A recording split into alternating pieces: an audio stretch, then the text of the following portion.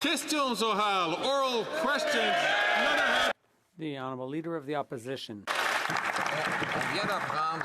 We've just learned that the Bloc will be voting to keep the most costly Prime Minister and most centralizing Prime Minister in history in power. A government that's doubled the cost of housing, doubled the national debt, increased the cost of groceries, broken our immigration system, pushing Quebec to the breaking point. How can the Bloc abandon Quebecers to prop up this Prime Minister, the most costly and centralizing one in our country's history? The Right Honourable Prime Minister. Once again, Mr. Speaker, we see the Leader of the Opposition is only concerned about his own political interests and not the interests of Canadians and Quebecers. That's why we're going to keep investing in Canadians. We're going to be there for Quebecers with health care, dental care, more child care places, instead of proposing cuts and austerity, which we know the Conservative leader would impose on everyone. The Honourable Leader of the Opposition. Canadians' interest is in cutting taxes, building houses, fixing the budget, and stopping crime so that Quebecers can bring home bigger paychecks and pensions that will be enough to afford housing and food. That's after 9 years of the Liberal Bloc coalition. They've doubled the debt, doubled the cost of living, and broken our immigration system. Why is the Bloc propping up this expensive and centralizing government? The Honourable Prime Minister. Once again, we see the Conservative leader believes in slogans, but not in Canadians and Quebecers. He doesn't want to invest to help people with dental care. He doesn't want to be there to help our seniors, to help young people. He just wants to cut programs.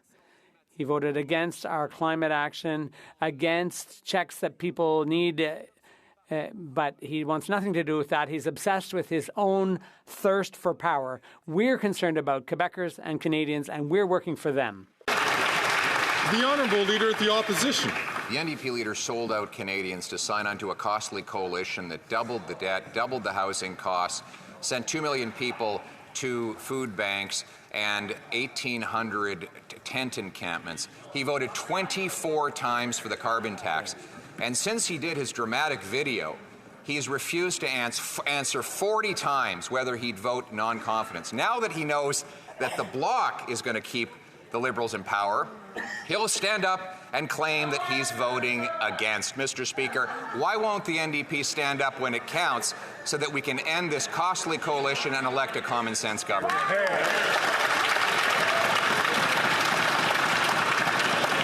Before the Prime Minister takes a question, I'm going to ask the Honourable Member from New Westminster, Burnaby, please, to only take the microphone when his voice is recognized. The Right Honourable Prime Minister. Mr. Speaker, once again, we see that the Leader of the Opposition enjoys his political games, enjoys chasing after his own political interests, and has not a second to care for Canadians' interests. He's actually in a bad mood because inflation has come down for Canadians. He doesn't care about their interests. That's why we're going to continue to deliver for Canadians. We're going to continue to step up with investments that are going to support Canadians, fight climate change, and build a brighter future for everyone. The Honourable Leader of the Opposition. Mr. Speaker, after 9 years of this costly NDP carbon tax coalition, what's happened? What's up? Taxes up, costs up, crimes up, time's up. What Canadians need is hope. By choosing a common-sense government that axes taxes, builds homes, fixes the budget, and stops the crime so they can earn powerful paychecks and pensions that buy affordable food, gas, and homes in safe neighborhoods, protected by a strong military. Why can't we bring it home now? The Right Honourable Prime Minister. Mr. Speaker, that little performance shows just how much the Leader of the Opposition loves his slogans, but actually doesn't put forward any. I'm going to ask, as I'd ask a previous member before, to please not take the floor unless they're recognized. I'm going to ask all members, please, to allow the member to. I'll ask Right Honourable Prime Minister to start from the top. Boy, Mr. Speaker, point out the performance of the Leader of the Opposition, and his colleagues get all upset because they know that he doesn't actually care about Canadians. He doesn't care about the programs we're delivering. He doesn't care about stepping up to support Canadians. He's actually in a bad mood because inflation has come down to 2%, Mr. Speaker, and it ruins his little just inflation slogan. He is so upset because he's cared about his own interests and not the interests of Canadians.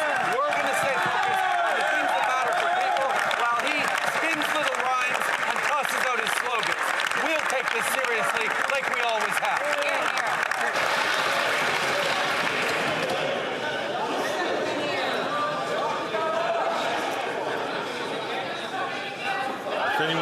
If anyone had any doubt, it's definitely Wednesday. The Honourable Leader of the Opposition. Mr. Speaker, the just inflation tagline works now better than ever. He can try to call himself Rocky Balboa and play fight songs to aggrandize himself as the star. But the people lined up at food banks, 2 million of them every month, know better. The people who are living in the 1,800 Ontario tent encampments know better. The 35 homeless encampments in Halifax, the people there know better. They know that we need to fire this costly carbon tax coalition so we can elect a common sense government that will bring it home for them.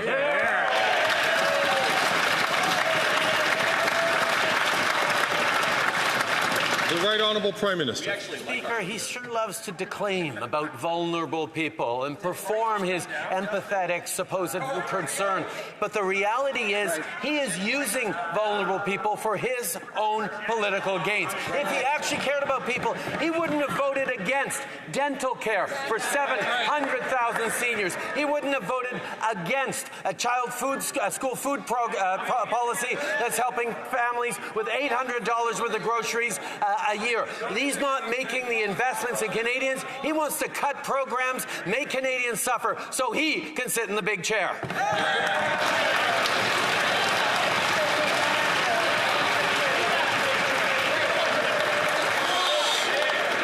Alors. Order. Order.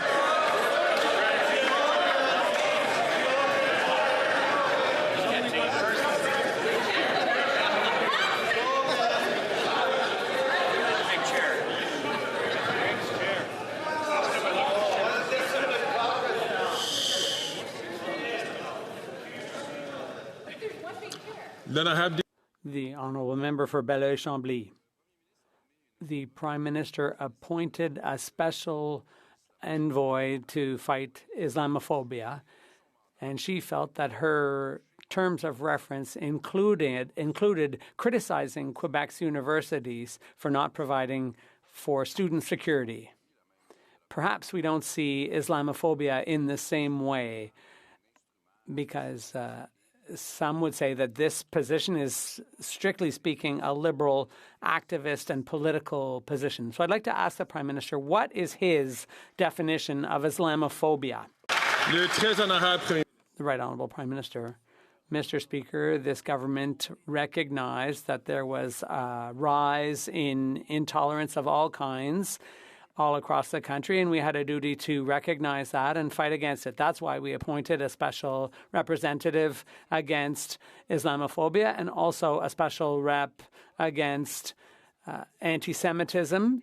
And we also recognize systemic discrimination in our institutions. So we have lots of challenges to face in bringing Canadians together and in addressing our challenges together to create a more peaceful and respectful country, the country that we now have. The Honourable Member for Belleuil-Chambly. This is no small thing. The Prime Minister does not know the definition of Islamophobia.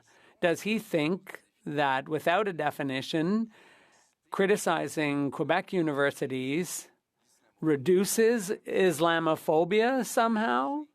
Or does it rather polarize Canadians and pit them against one another? The Right Honourable Prime Minister.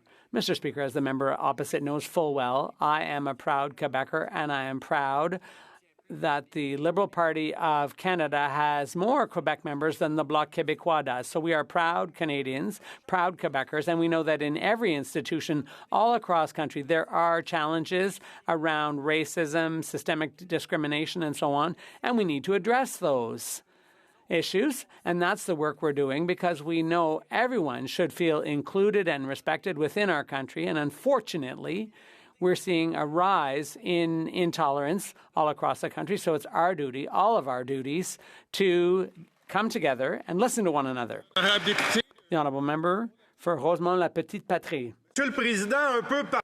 Mr. Speaker, all over the country, Conservative governments are privatizing our health care. They want people to have to pay to see a doctor, and it's no different in Quebec. But this Prime Minister is too weak to stand up to the Conservatives, and the people are the ones paying the price. What's it going to take for him to stand up to defend the principles of universal public health care?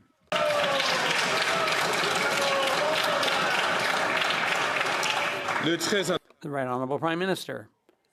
Mr. Speaker, we all know that the NDP is concerned about progressive values all across the country, but they can't deliver the goods. We were happy to work with them to deliver concrete things in healthcare, in childcare for Canadians, but unfortunately, they're the ones who decided to stop delivering the goods for Canadians.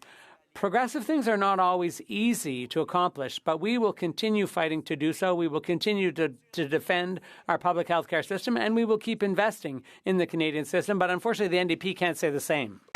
The honourable member for Cowichan, Malahat, Langford. They are failing on health care and they are failing on groceries because 1 year ago today, the Liberals met with Canada's grocery CEOs and promised to stabilize prices. A year later, prices are still up. Grocery CEOs are still gouging families struggling to put food on the table. Meanwhile, the Conservatives remain silent on grocery greed, and they want to give even more taxpayer money to these CEOs. Canadians are fed up. They are working harder and falling further behind.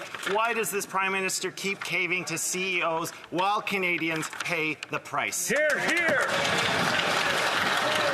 The Right Honourable Prime Minister. Mr. Speaker, unfortunately, the NDP is taking a page out of the Conservative playbook and choosing slogans rather than the hard work that will actually help Canadians. Right. We've delivered some of the most comprehensive reforms to the Competition Act in order to hold big grocers account for the work that they're doing in terms of delivering for Canadians. We've also moved forward on a national school food program that's putting more food in the bellies of 400,000 kids across the country as provinces come on board, and is going to save parents up to $800 on their grocery bills. These are things tangibly that we're busy delivering while they're playing politics.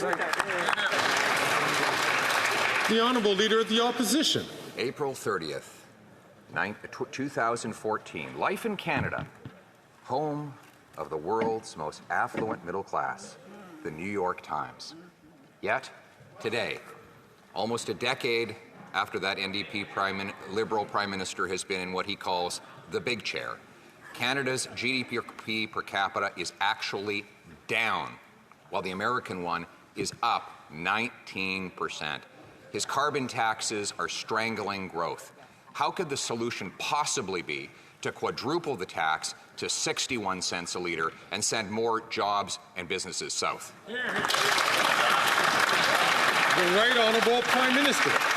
Speaker, we know the Leader of the Opposition doesn't believe in climate change and doesn't believe in putting more money in the pockets of Canadians with the Canada carbon rebate. How many wildfires, hurricanes, droughts are going to go after Canadians' lives and livelihoods before he understands you can't have a plan for the economy unless you have a plan for the environment? The Honourable Leader of the Opposition. He doesn't have a plan for either, as evidenced by the fact that he came completely unglued and started spitting out personal insults and crying, "Liar, liar, liar," on a radio station the other day when he learned that I had pointed to his own government report, which showed that his carbon tax will blow a $25 to $30 billion hole in our GDP. This was from a report that his government tabled in the House of Commons. If, in fact, his government is lying about the true cost of the carbon tax to our economy, then what is the true cost? The Right Honourable Prime Minister. Mr. Speaker, the Parliamentary Budget Officer demonstrated that 8 out of 10 Canadian families do better with the Canada carbon rebate every 3 months than the cost of the price on pollution. And on top of that, Canadians know the price on pollution has brought down our emissions faster than any other G7 country at the same time as it is supporting Canadians in the middle class and working hard to join it. We're going to continue to fight climate change and invest in a strong economy for the future, while the Leader of the Opposition continues to deny climate change and cut programs and services that Canadians rely on. That's right. The Honourable Leader of the Opposition. Mr. Speaker, you can't sit in the big chair if you can't read your own government documents. The Environment and Climate Change Canada carbon pollution pricing data tabled in this House by his government said that it will cost between $25 and $30 billion in lost GDP when this tax is implemented.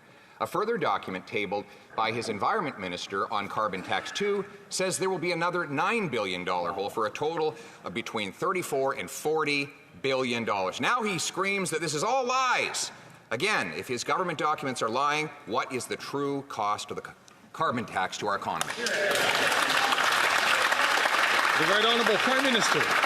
Speaker, every Canadian, except perhaps the Canadians in the Conservative Party of Canada, understand that the costs of inaction on climate change will be catastrophic, not just with wildfires, droughts, floods, hurricanes, but with lost economic opportunity, lost jobs, lost growth for Canadians as we solve the challenges of the 21st century.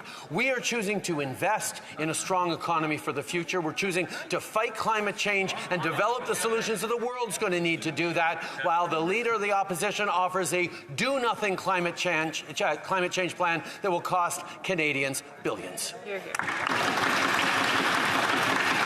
The Honourable Leader of the Opposition. His carbon tax has not stopped a single flood, or single fire in this country. He's not stopped any natural disasters. What he has done is driven Canadians into poverty. Quadrupling the tax to 61 cents a litre will cause a nuclear winter for our economy.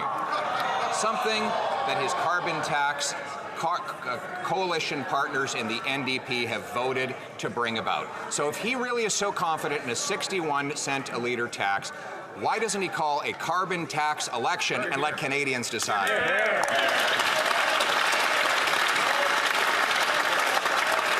The Right Honourable Prime Minister.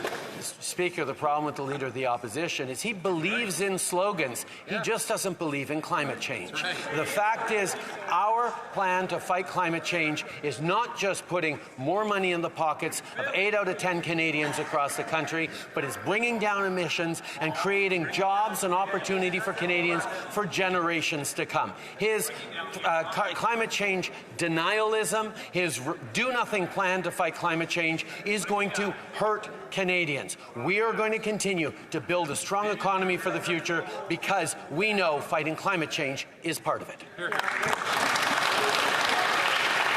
The Honourable Leader of the Opposition. But he's not fighting climate change. He's driving production out of Canada to more polluting for foreign jurisdictions, rather than our common sense plan to green-light green projects that produce more energy around the world that displace emissions. That's a common sense approach. And he still won't answer the question, though, on the full cost of his 2 carbon taxes. I've cited government documents tabled in this House that say that it will total between $34 and $40 billion per year in lost GDP and jobs. If his government documents are wrong, then what is the true loss of GDP as a result of his 61 cent a litre carbon tax? The Right Honourable Prime Minister. Speaker, he talks about driving investment out of Canada. He must be remembering his own time as minister, because since 2016, Mr. Speaker, foreign direct investment is up 60% in this country. Last year, we were 3rd in the world after the U.S. and Brazil, which makes us #1 for foreign investment in the G20 per capita. The reality is, Mr. Speaker, we are continuing to show the world that they can have confidence in Canada and in Canadians. Why doesn't he have confidence in Canadians? Why won't he invest in Canada?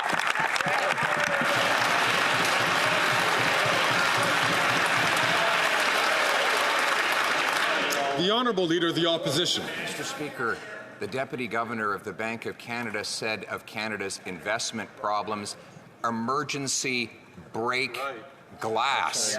Canadian workers get 55 cents of investment for every dollar American workers get, and only 65 cents for every dollar that an OECD worker gets. The gap between the Canadian and U.S. economy is now at a 100-year high after 9 years of the NDP Liberal. So one last time, his own documents show that his 61 cent a litre carbon tax will blow a $40 billion hole in our economy. If that number's not right, what is the real number? The Right Honourable Prime Minister. Mr. Speaker, once again we see that the Leader of the Opposition is frustrated that international economists, climate experts, academics all back our plan to both fight climate change and grow a strong economy, while he's stuck with late-night far-right conspiracy YouTube videos. The reality is, Mr. Speaker, we are delivering concretely to build a stronger future for Canadians, to fight climate change and to grow the economy, while he is hiding his head in the sand and refusing to admit even that climate change is real. The Honourable Member for Belleuil-Chambly. A unanimous motion by the Quebec Assembly that education comes under Quebec's exclusive jurisdiction and hiring professors should be based on merit and certainly not based on religion.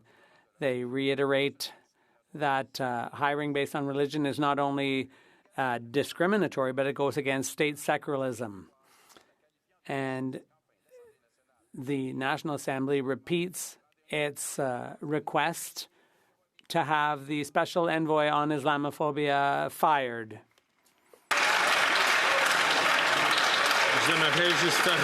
I'd just like to remind all members, I know there was a lot of content in that question, and it's difficult for our interpreters to interpret all of that.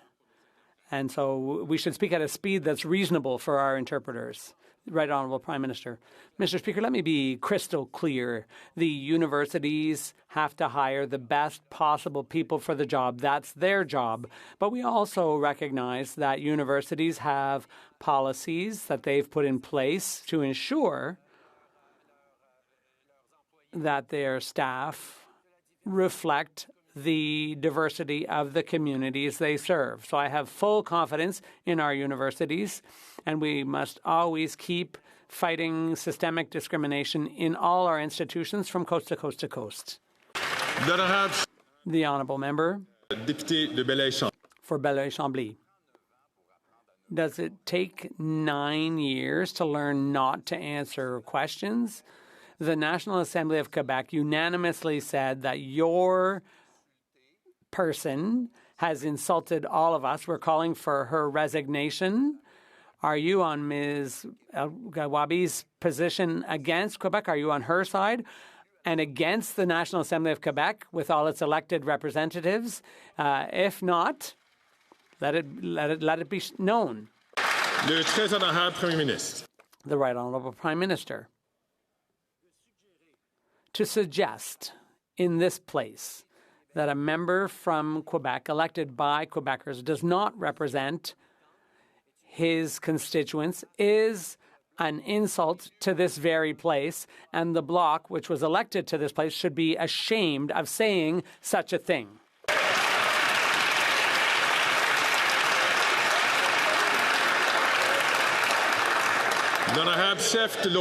The Honourable Leader of the Opposition. 2000 to 2014, Canadians attracted $30 to $100 billion more of American investment than the reverse. In the last 9 years of this NDP Liberal government, there have been $450 billion more Canadian dollars invested in the U.S. than the return. That's Canadian money building U.S. pipelines, U.S. mines, U.S. businesses paying American workers with Canadian money.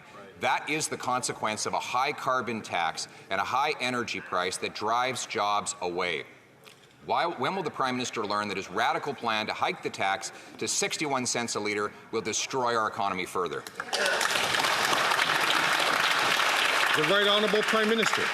The problem with that argument, Mr. Speaker, is that the Leader of the Opposition doesn't understand that the International Monetary Fund and others have projected Canada to have stronger growth than the United States next year, despite the fact that we have a price on pollution, but perhaps because of the fact we have a price on pollution that is drawing in investment from around the world in the growing sectors of the economy to ensure good jobs in mining, in environmental research, in various industries, because we know the future is greener.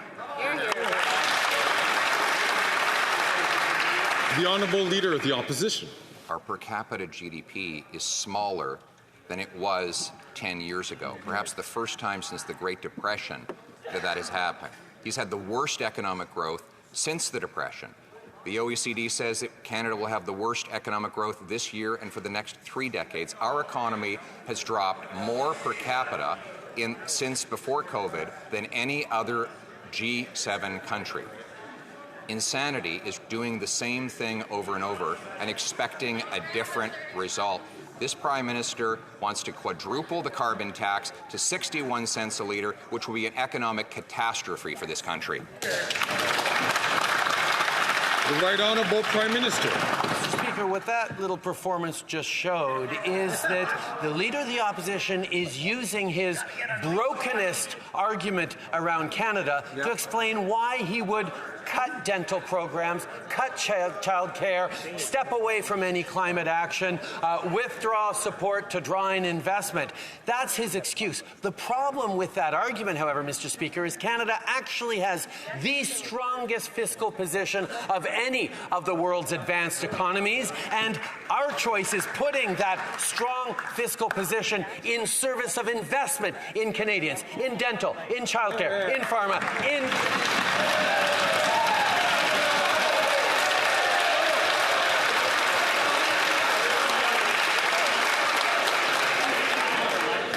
The Honourable Leader of the Opposition. There he goes again, telling Canadians they've never had it so good.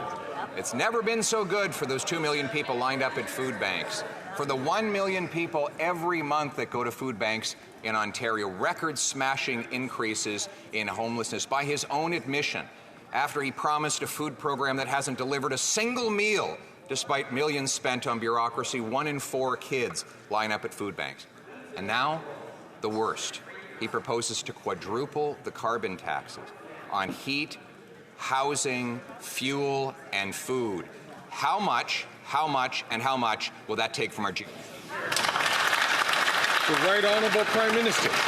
Mr. Speaker, the problem that he will not the problem he has is that he cannot admit that the price on pollution puts more money back in the pockets of middle-class Canadians and those working hard to join it.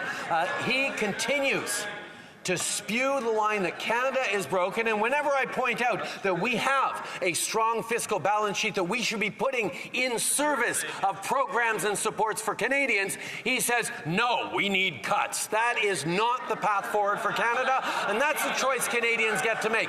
Do we go with austerity and cuts to programs, or do we invest in Canadians and their future?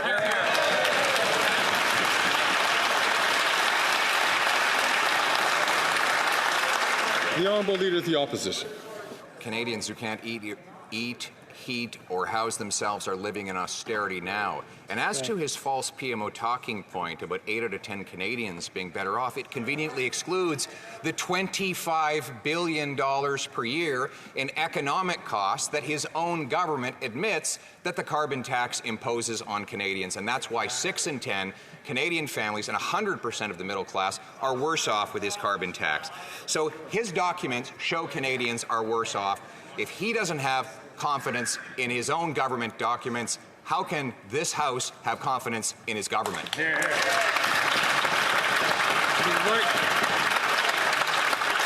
The Right Honourable Prime Minister.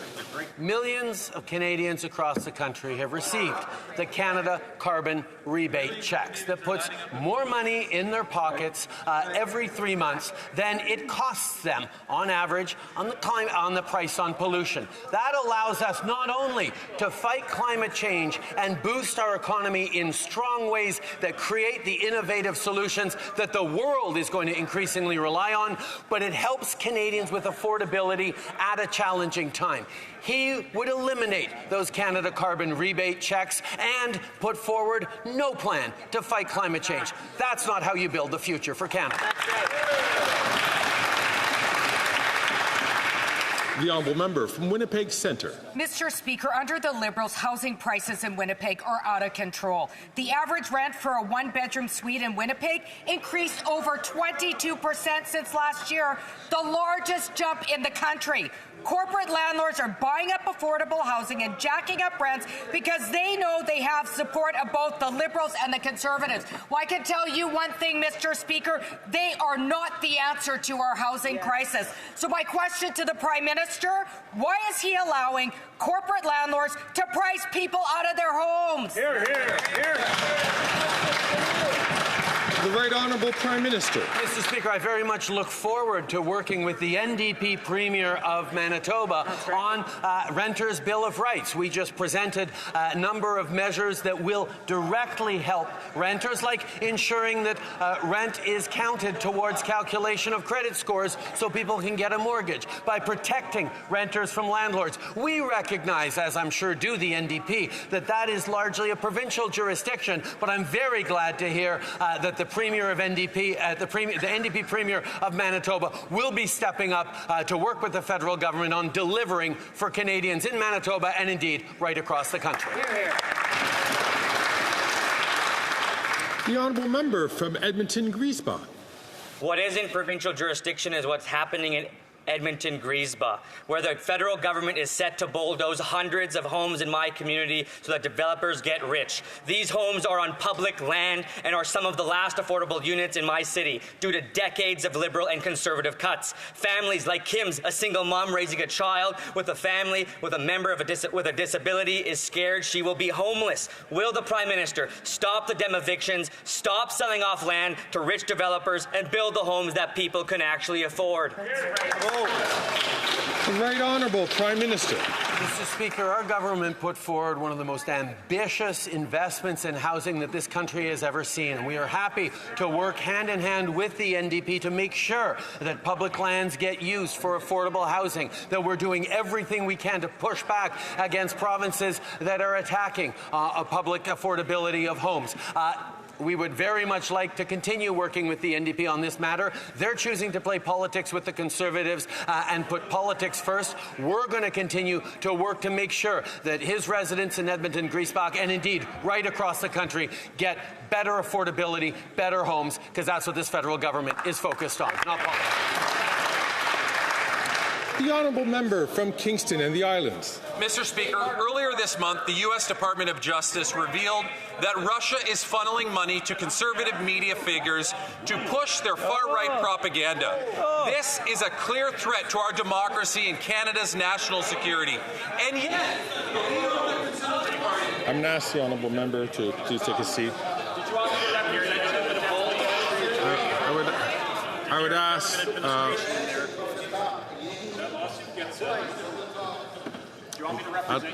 I would like to ask all honourable members to please not take their time out of turn on both sides of the House so that we can hear the question that's being asked. I'm going to invite the honourable member from Kingston and the Islands to start from the top so that the Speaker can hear the questions. And I ask all members to please hold with their comments. The honourable member from Kingston and the Islands. Mr. Speaker, earlier this month, the U.S. Department of Justice revealed that Russia is funneling money to conservative media figures to push a far-right propaganda. This is a clear threat to our democracy and Canada's national security. And yet, the leader of the Conservative Party is directing his MPs to block the Public Safety Committee's study on this real issue. Can the Prime Minister tell this House what our government is doing to protect Canadians from this very real threat of foreign interference?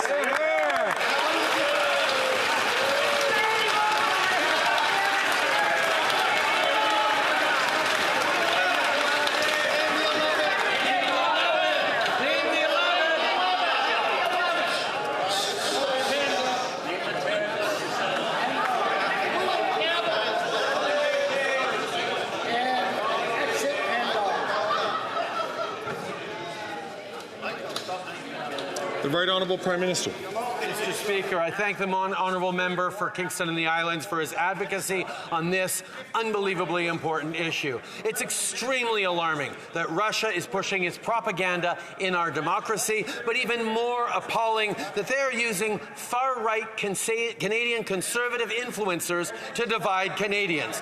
We must all stand against this. I call on all parties, including the Conservative Party of Canada, to stand up and investigate these allegations and follow up on it. Let it get through committee.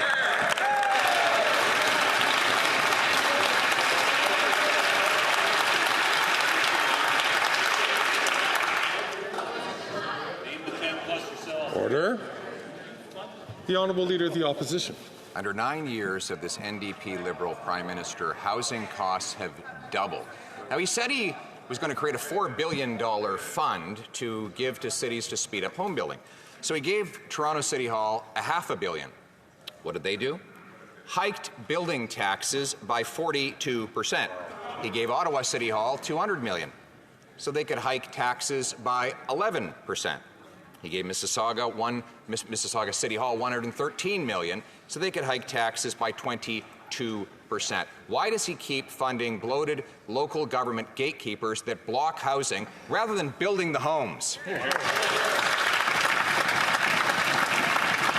The Right Honourable Prime Minister. Mr. Speaker, let us not take any lessons from that failed Harper housing minister who didn't get anything built while he was on the job.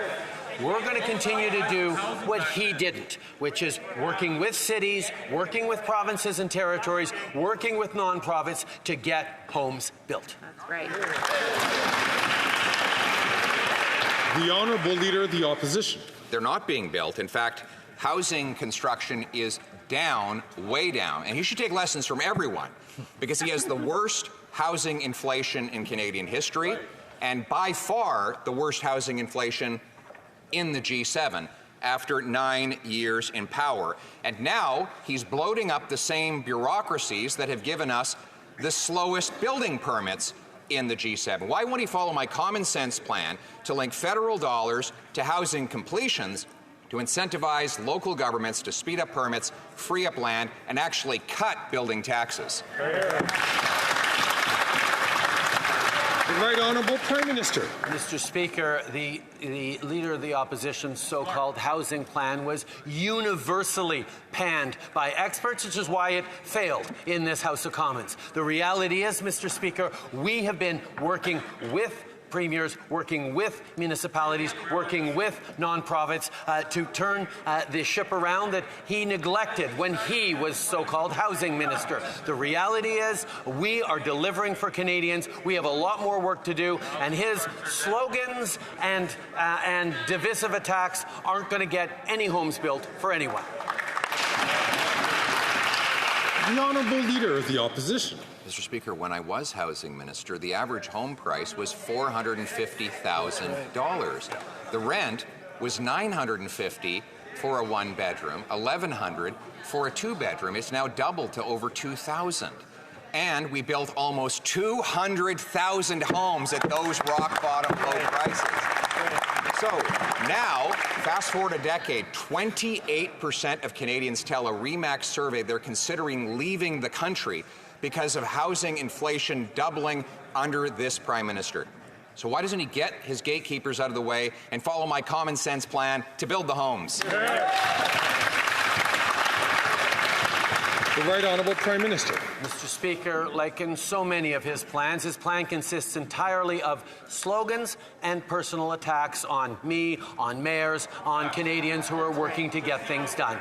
We are investing in partnership with municipalities to change zoning laws, to invest in public lands, to support nonprofits to build more units. I was just in Vancouver meeting with the extraordinary folks of the Vancouver Chinatown Foundation that are delivering a unit that this young woman can now live in and afford because of investments this federal government has delivered. We're going to be there for Canadians while he's there for himself.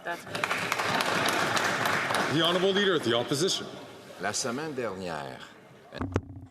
Last week, a woman was stabbed near a hard drugs injection site, the Maison Benoît Labre, near a primary school. This tragedy could have been avoided if the Prime Minister had accepted what I asked around 3 months ago. I asked for hard drug injection sites to be closed and for money to be invested in drug treatment. Will the Prime Minister finally close down this hard drug injection site, which is right near a school? The Right Honourable Prime Minister. Mr. Speaker, all Canadians deserve to live in safe communities, and that is a responsibility we take seriously. But part of taking a challenge like this seriously is listening to experts and listening to people working on the front lines of the opioid and toxic drug crisis in order to help people to get through these difficult times. Yes, we need to invest in help for these people. We also need to invest in ways to protect Canadians.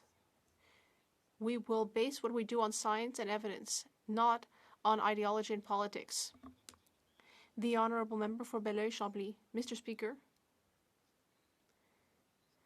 I would like the Prime Minister to tell me from what date to what date he was part of the National Assembly of Quebec. I don't seem to recall it, but if all of the parties here want to fight Islamophobia and polarization, they should consider adopting legislation tabled by the Bloc Québécois, which would put an end to the religious grounds for hate speech. Will the Prime Minister accept that before it's too late for him? The Right Honourable Prime Minister. Mr. Speaker, the leader of the Bloc Québécois keeps insisting on this. But he has just said very clearly that federal MPs from Quebec have less legitimacy than members in the National Assembly of Quebec. Well, I might really ask myself, hell, what is the Bloc Québécois doing here if they have so little legitimacy? I would like to invite the Prime Minister to withdraw this unparliamentary language. I'm sure he can use other words to express his point. He has 10 seconds left. Mr. Speaker, I'm being very clear. We are here to defend Quebec's interests in Ottawa at the federal level. I don't know what my colleague is even doing here if he doesn't think he has legitimacy to speak for Quebec.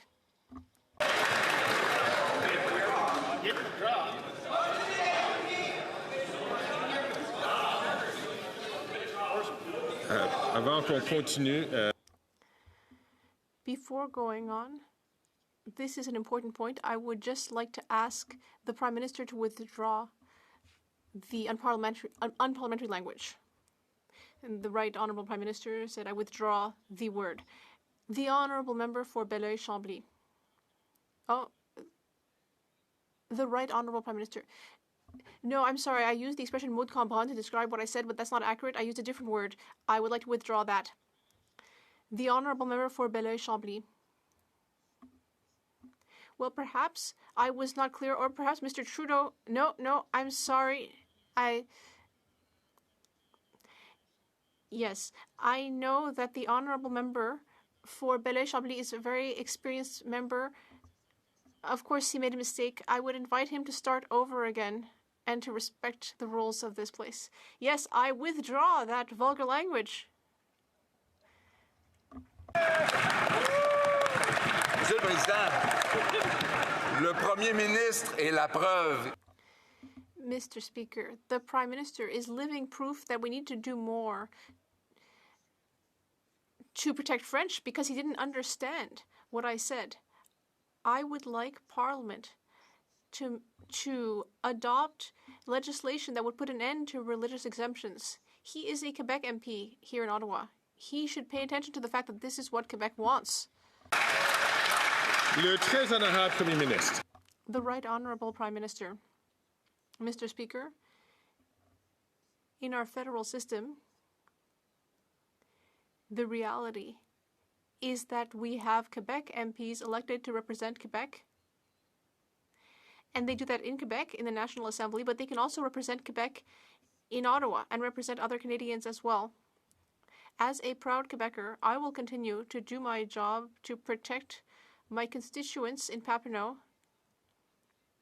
and I will also be there to pay close attention to the well-being of the entire country. Honorable chef de l'opposition. Quote, children are not able to buy alcohol. They're not able to buy marijuana or cigarettes, but they can have access to crack pipes and kits to be able to do so-called safe injection. It's just wrong. These are the words of the stepfather of Brianna McDonald, the 13-year-old girl who lost her life to a drug overdose in Abbotsford after she was denied treatment but offered drug paraphernalia by the authorities. When will the Prime Minister end this radical agenda, close the drug dens, defund unsafe supply, and treat addiction to bring our loved ones home drug-free? The Right Honourable Prime Minister. Mr. Speaker, tragedies like that are unthinkable, and we need to do everything we can as orders of government to bring them to an end, to protect kids, to protect communities, to protect vulnerable people. That's why we work hand in hand with local authorities, with provincial authorities on the plans that will suit them, that will keep communities safe. We know there's not one-size-fits-all solution. We know that ideology isn't the answer. Only the application of science, of compassion, of investments that will help people through this terrible epidemic. The Honourable Leader of the Opposition. Mr. Speaker, this young girl's family begged hospital treatment for their vulnerable teenager. Instead, she was given drug paraphernalia. This is all part of the radical experiment that the Prime Minister and the NDP have imposed and have contributed to 47,000 drug overdose deaths, with the biggest increases in the places where this approach has been tried. Alberta has reduced overdoses by 50% with treatment. Why won't he follow the science and back the plans that work? The Right Honourable Prime Minister. For anyone puzzled by the link or the not link to federal jurisdiction in that question, that was an ad in support of John Rustad, the BC Conservative leader who's about to be in a campaign, the leader of the opposition continues to focus on ideology while we roll up our sleeves, work with partners on delivering solutions for Canadians. We need to lead with compassion and science, and that is what we will always do. The Honourable Leader of the Opposition. Mr. Speaker, it is federal because this federal Prime Minister has offered a criminal code and Controlled Drugs and Substances Act exemption to allow the drug dens to go ahead, and he has spent hundreds of millions of dollars on tax-funded unsafe supply that is killing our people and addicting our kids. It's just like on car theft, where he's brought in catch and release and house arrest for career car thieves. Today, he has a chance to reverse himself and vote for Common Sense Bill C-379 to bring in mandatory jail time for career car thieves. Will he do the right thing? The Right Honourable Prime Minister. Mr. Speaker, once again, we see a return to the failed Stephen Harper tough-on-crime policies that don't work, Mr. Speaker. Mandatory minimums struck down by the Supreme Court don't work. What has worked, Mr. Speaker, is increasing the number of scanners after Stephen Harper's government cut them, increasing the investments in policing, in AI to process and discover which containers will have cars in them, to crack down on auto theft, to step up with science and solutions instead of just flailing around and using the same failed Harper playbook. The honourable member from Laval, Alfred Pellan. Merci, Monsieur le Président. Alors... Thank you, Mr. Speaker. Canadians are going through a housing crisis, and our government is proposing real solutions to do something about it. In November, we signed a $1.8 billion agreement with the government of Quebec to provide housing. Can the Prime Minister tell us about the results of that agreement, which will deliver in my riding, Alfred Pellan, and throughout Quebec? The Right Honourable Prime Minister. Mr. Speaker, I'd like to thank the member for Alfred Pellan. He has worked hard for this important file. In November, we signed a historic $1.8 billion agreement with the government of Quebec to speed up construction of 8,000 housing units. We know that we can only fix the housing crisis if all levels of government work together. The Conservative leader's plan on housing is risible. In fact, it has been mocked by all experts. He wants to tear up the agreement with Quebec. He's not serious on housing. Instead, he's attacking Quebec elected officials. There's a lot of work left for him to do with these paltry policies of his. L'opposition. In 2015, Ahmed Faoud Mustafa El-Didi appeared in an ISIS torture video dismembering a human body on a crucifix. Yet in 2018, this NDP Liberal government let him in, later giving him citizenship, only to find from French authorities that he was plotting a massive terrorist attack on people living in the Toronto area. Also, this last several weeks, we learned that another potential terrorist gained access as under a student visa to plan an attack on New York City Jews. Why won't the Prime Minister reverse the damage he's done to our borders, secure our country, and stop the terrorism? The Right Honourable Prime Minister. Mr. Speaker, if the Leader of the Opposition was genuinely serious in his concern for national security, he would choose to get the top-secret clearance that we have offered him instead of putting forward this little performance. We, on this side of this House, don't play politics with national security.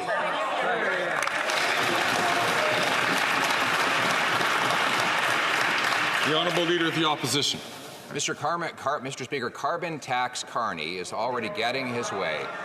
Only days after he took on the unofficial and unelected role as finance minister, we learned that the company that he chairs is now seeking $10 billion federal Canadian tax dollars, money to control Canadians' pensions. So he's gone from Carbon Tax Carney to Conflict of Interest Carney, and now Coincidence Carney. Will the Prime Minister cut loose Carbon Tax Carney and call a carbon tax election so Canadians can choose their future? The Right Honourable Prime Minister. Hard pivot away from his security clearance, Mr. Speaker. The reality is, Mr. Speaker, he is jealous that top-notch economists and world-renowned experts back our plan to fight climate change and grow the economy, but he's stuck with late-night far-right conspiracy videos on YouTube.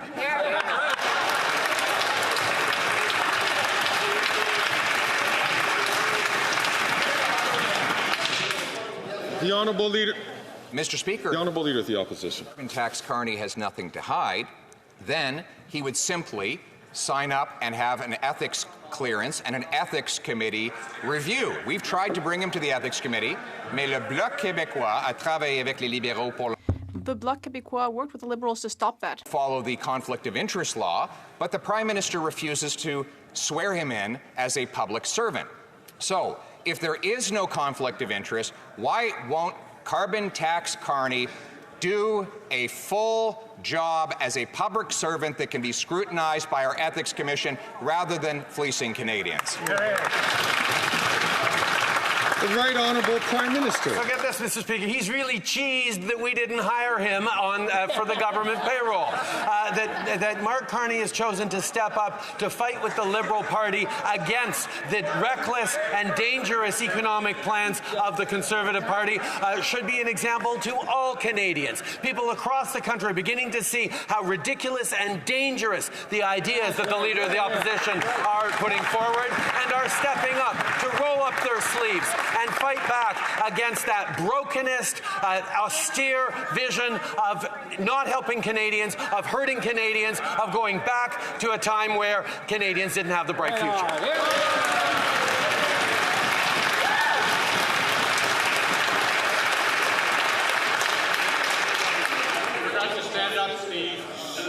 The Honourable Member from Brampton South. Mr. Speaker, rental markets and home prices in communities across the country are making it difficult for Canadians to find an affordable place to live.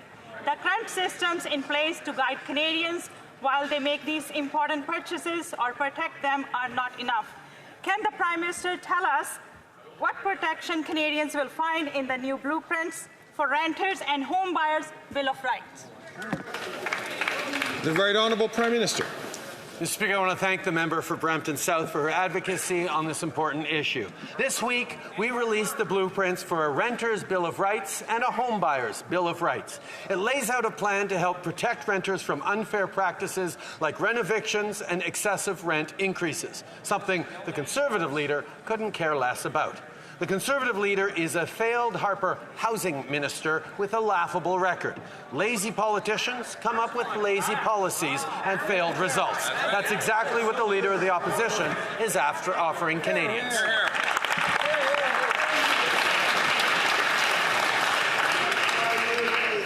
The Honourable Member from Edmonton Strathcona. Mr. Speaker, people living in Gaza and the West Bank continue to suffer unbearable atrocities, and Canadians have been pleading with this government to do more to promote peace for both Israelis and Palestinians. And today, the Liberals had a chance. Today, they had a chance, and yet they failed to support a UN vote that demanded that Israel end its unlawful occupation of Palestinian territories. Once again, they're choosing whose human rights matter. Why are the Liberals refusing to uphold international law and protect the lives of Palestinians? Hear, hear, hear. The Right Honourable Prime Minister. Speaker, there has been too much suffering, from Hamas's horrific attacks on October 7th to the heartbreaking catastrophe in Gaza. It has to end. We call for an immediate ceasefire, the release of all hostages, an urgent increase in humanitarian assistance in Gaza, and for Palestinian civilians to be protected. We need to return to a path to peace based on a two-state solution where Israelis and Palestinians can live side by side in peace and security. The Honourable Member from Kitchener Centre. Mr. Speaker, it's been over a decade since my community was promised two-way, all-day GO train service from Kitchener to Toronto. Yet we still don't even have a timeline for completion. Folks in my community are stuck on overcrowded buses that are getting worse and worse each year. The federal government has already committed 40% of the project costs. That's over $750 million. Will the Prime Minister join me and local community leaders in calling for accountability from Premier Ford and to push for a timeline for project completion? The Right Honourable Prime Minister. I thank the member for his question. Indeed, this government has put record amounts of infrastructure investment on the table to support Canadians in building transit, in building the infrastructure that they need on to get to and from work, to be able to afford better homes closer to work. These are the things that we're continuing to invest in, and we call on all premiers to step up in their investments, to work with us on investing, to not listen to their Conservative colleague in Ottawa who wants to cut and underinvest in infrastructure. Instead, work with us to invest in a stronger future for all Canadians.